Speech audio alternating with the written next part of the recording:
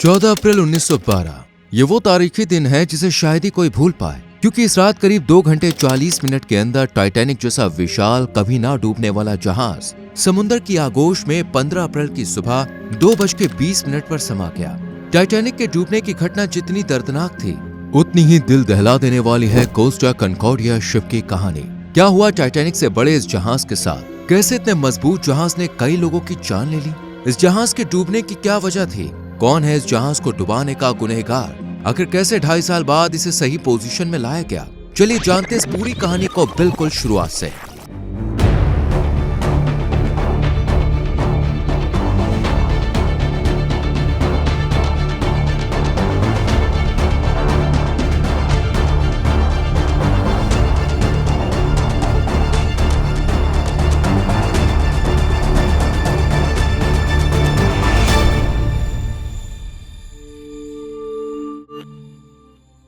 951.4 feet लंबाई, 3780 लोग के बैठने की कैपेसिटी, 13 फ्लोर्स, 1,12,000 टन वजनी, रेस्टोरेंट जैसी सभी सुविधाओं से लैस कोस्टा कॉन्कॉर्डिया हर लिहाज से टाइटैनिक से बेहतर था। लेकिन इसका अंत टाइटैनिक से भी बदतर हुआ, जिसकी शुरुआत होती है 13 जनवरी साल 2012 से, जब यह क्रूज शिप एक हफ्ते के लिए 1023 क्रू मेंबर्स व 3229 पैसेंजर्स को लेकर इटली के सिसिली आइलैंड से करीब शाम को 7 बजे सवाना के लिए रवाना हुआ। इसकी कमान थी फ्रांसिस्को स्कैटिनो के पास, जो कि इस क्रूज शिप के कैप्टन थे।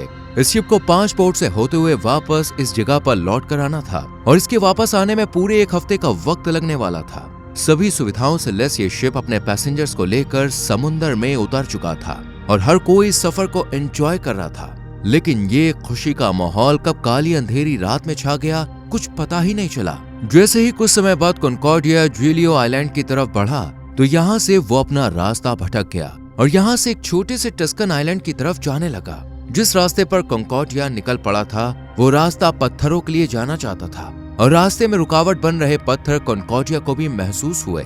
आपको बता दें, कैप्टन ने इस जहाज की दिशा खुद चेंज करवाई थी, क्योंकि वो अपने सीनियर कैप्टन मारियो पोलंबो को, जो कि जीलियो आइलैंड पर रहते थे, उन्हें वहां जाकर सलामी देना चाहते थे। इसलिए कैप्टन ने शिप को जीलियो आइलैंड के करीब ले जाने के ऑर्डर दिए थे। अब रात का वक्त था तो शिप आइलैंड के बहुत ज्यादा करीब चला गया और जब इस जहाज को मोड़ा गया तो इस जहाज का जो पिछला हिस्सा था वो चट्टान से रात करीब 9:45 पर टकरा गया, जिससे शिप के किनारे पर एक लंबी दरार आ गई और वहां से शिप के अंदर पानी भरना शुरू हो गया। इसके बाद शिप के इलेक्ट्रिक नेटवर्क ने भी काम करना बंद कर दिया। 9:51 पर शिप में बैठे सभी यात्रियों को बताया जाता है कि शिप में एक छोटी सी दिक्कत है, जिसे कुछ ही देर में सही करने के बाद फिर से सफर शुरू होगा।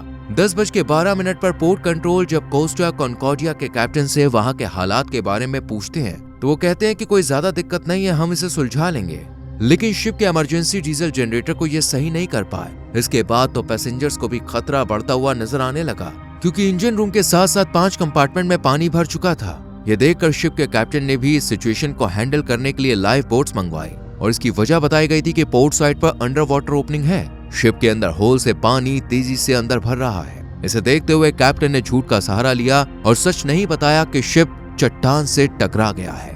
हवा तेज थी, इसलिए शिप हवा के साथ साथ अपना रास्ता तय करता हुआ द्वीप की तरफ बढ़ रहा था और आखिर में ये स्टार पोर्ट की तरफ झुक गया और डूबता हुआ जल्द ही किनारे पर आकर अटक गया। अब सिचुएशन हाथ से निकल चुकी थी, इसलिए 10:33 पर जनरल इमरजेंसी अलार्म बजा दिया गया और सभी पैसेंजर्स को मास्टर स्टेशन में जाने के ऑर्डर भी दिए गए और कहा गया कि जब तक उनसे बाहर आने के लिए ना कहा जाए कोई भी बाहर ना आए। अब इस जहाज को ना क्रू मेंबर हैंडल कर पा रहे थे और ना ही कैप्टन, और 10:48 पर यह जहाज एक चट्टान के सहारे 30 डिग्री से भी ज्यादा झुक गया और ऐसे ही अटका रहा। इसमें सबसे बड़ी गलती कैप्टन की मानी जाती है, क्योंकि अगर वो दिशा बदलने का ऑर्डर नहीं देते तो ये सब नहीं होता।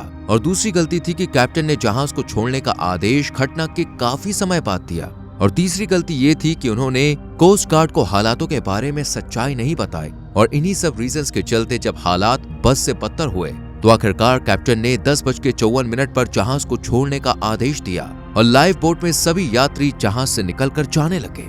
जहाज का जो हिस्सा ऊपर की तरफ था उसमें तो लोग आसानी से जान बचाकर लाइफ बोट्स की मदद से बाहर निकल आए, लेकिन जिस झुके हुए हिस्से में लोग मौजूद थे उनका निकलना बहुत मुश्किल था।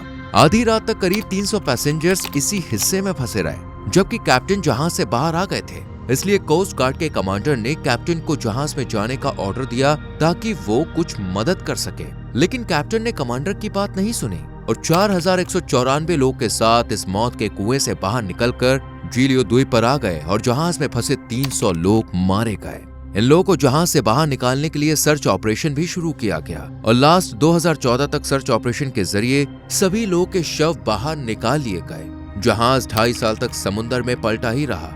इसे सीधा करने के लिए खास टीम बनाई गई, क्योंकि अगर इसे सीधा ना किया जाता तो ये पूरी तरह से समुद्र की आगोश में समा जाता। इस काम की जिम्मेदारी इंटरनेशनल सैल्वेज मास्टर निक स्लोन को दी गई, जिन्होंने कई कामयाब सैल्वेज ऑपरेशन किए थे। लेकिन इस बार इनके सामने एक बड़ी चुनौती थी, जिसे बहुत ही अच्छी तरह निक ने अपनी टीम के साथ मिलकर हैंडल किया और जहाज को सीधा करने के लिए बड़ी बड़ी पुलिंग मशीन का इस्तेमाल किया और इसे सीधी पोजीशन में खड़ा करने के लिए इसके दोनों तरफ एक स्टील वॉल तैयार की और फिर इसे किसी तरह तैरा कर जिनेवा भेज दिया गया।